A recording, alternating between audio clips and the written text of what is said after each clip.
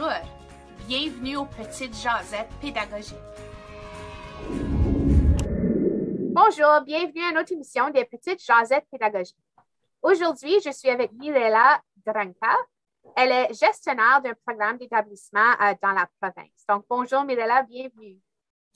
Bonjour Mélanie.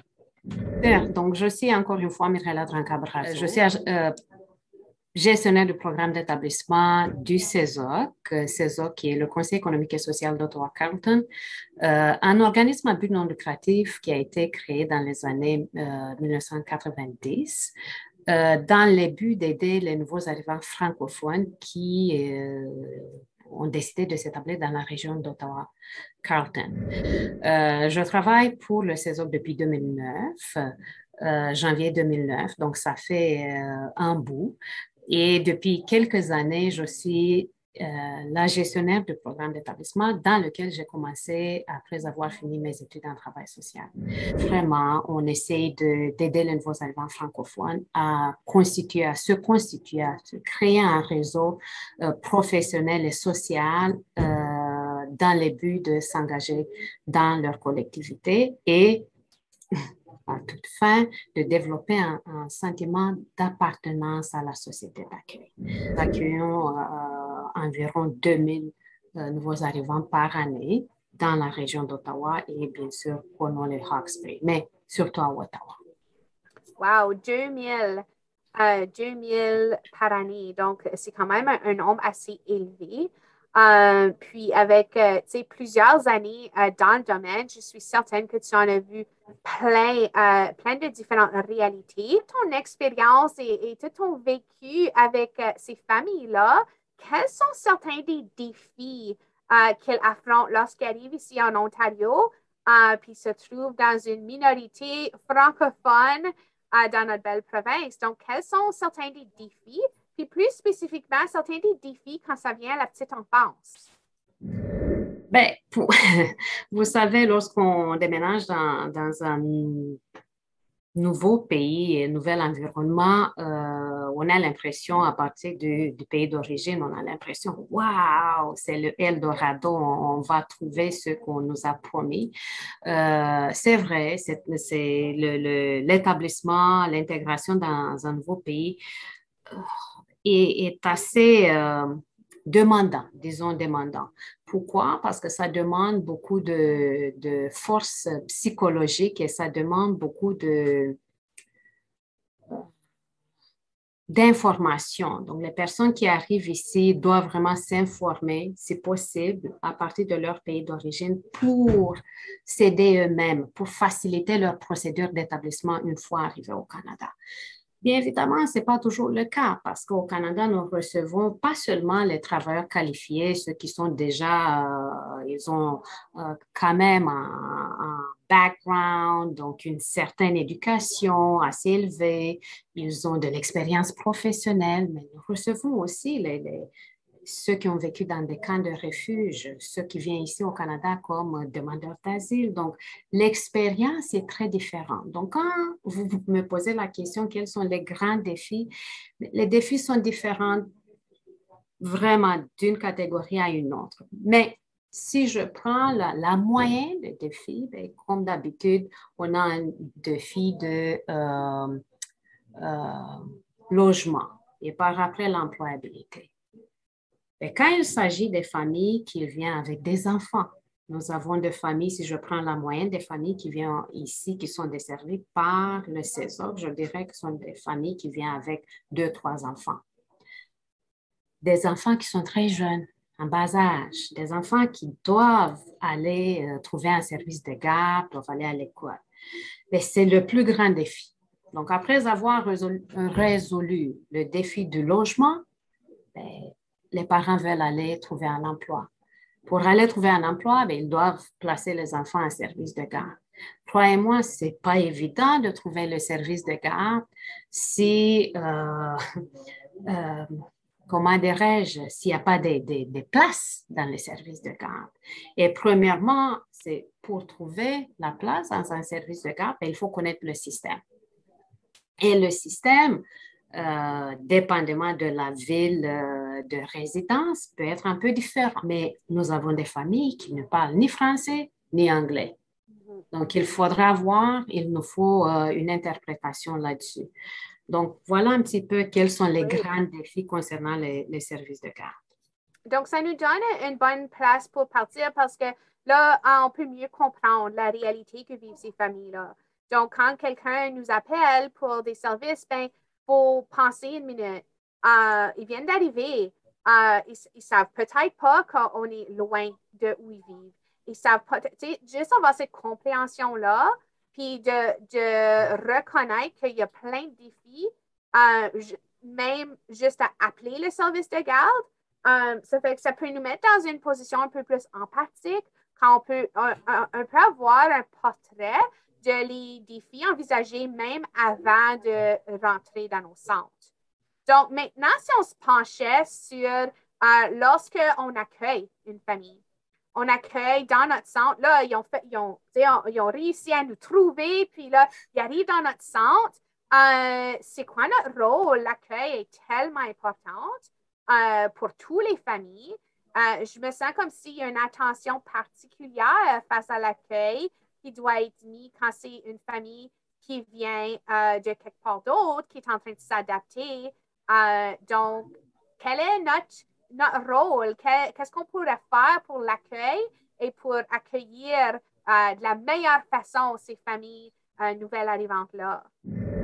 Mélanie, c'est une très bonne question parce que nous savons tous qu'un accueil euh, ouvert, favorable, très positif, ça donne de l'espoir aux personnes qui viennent d'arriver parce que lorsqu'ils ont décidé de venir ou lorsqu'ils ont été forcés de quitter leur pays d'origine, donc je parle ici surtout des réfugiés qui n'ont pas décidé par eux-mêmes, donc qui ont été forcés de quitter leur pays d'origine.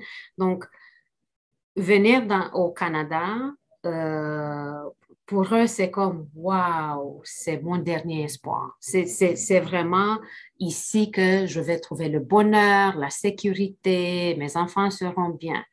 Donc, pour bien accueillir tous ces gens-là, vous savez, c'est important d'être très ouvert et empathique envers eux. Vous avez bien dit qu'il faut bien les accueillir. Mais comment on fait pour bien les accueillir?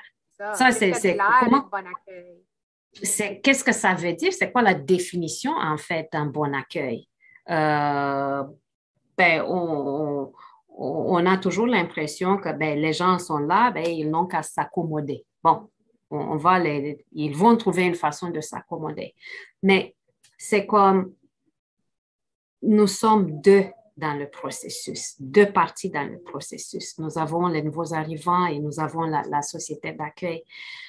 Les nouveaux arrivants ne pourront pas s'accommoder de façon harmonieuse si la société d'accueil ne fait pas un petit effort. Le petit effort, ça se fait vraiment petit à petit. On ne peut pas changer des mentalités ni d'un côté ni de l'autre, mais quand même, il faut être éveillé à ce que ces nouvelles personnes apportent dans votre service de garde. Donc, lorsque vous avez une nouvelle famille, il faudra peut-être faire une rencontre d'accueil avec la maman, le papa, l'enfant même et les laisser savoir, leur dire quelles sont vos attentes. Poser surtout des questions sur leur arrivée, sur leur pays d'origine. C'est très important parce que si on leur parle seulement, voilà ce qu'on s'entend de vous, ce que les enfants doivent faire, donc parler seulement des règlements dans le service de garde, mais ne pas prêter attention à d'où ils viennent, au moins pour avoir une idée sur leur langue, sur comment ça va dans votre pays. Qu'est-ce que vous avez fait dans votre pays? Quelle est la nourriture que vos enfants mangent habituellement? Au moins, avoir cette ouverture d'esprit vers l'autre, vers la culture de l'autre, ça ne va pas fonctionner. Donc, les gens vont se sentir, vous allez voir tout un changement si vous posez ces questions-là au tout début, comme une rencontre initiale avec les parents, mais vraiment focus sur la culture des parents et des enfants. Vous allez voir, ça va faire un changement. C'est la patience. Les personnes en général qui travaillent dans un service de garde sont des personnes de cœur, sont des personnes qui aiment les enfants, qui veulent aider les autres. Nous avons des enfants à Cornwall qui viennent comme réfugiés dans le programme des réfugiés que je viens de mentionner. Ces enfants-là ont vécu dans des camps de réfugiés. Maintenant, ils sont en service de garde. Ils sont dans le service de garde de l'école. Ils sont dans des services de garde petits. Croyez-moi, ce n'est pas évident. Ni pour eux, ni pour les parents, mais ni pour les éducatrices ou éducateurs.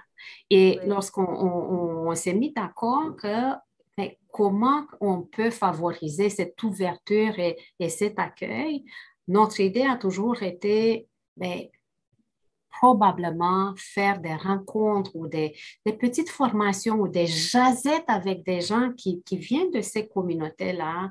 Disons, si c'est une communauté congolaise ou burundaise ou quelqu'un de n'importe quel pays de l'Afrique, il faudra avoir des jasettes avec des gens qui viennent de ces communautés-là pour vous dire un petit peu, vous expliquer la culture d'origine et comment s'y prendre.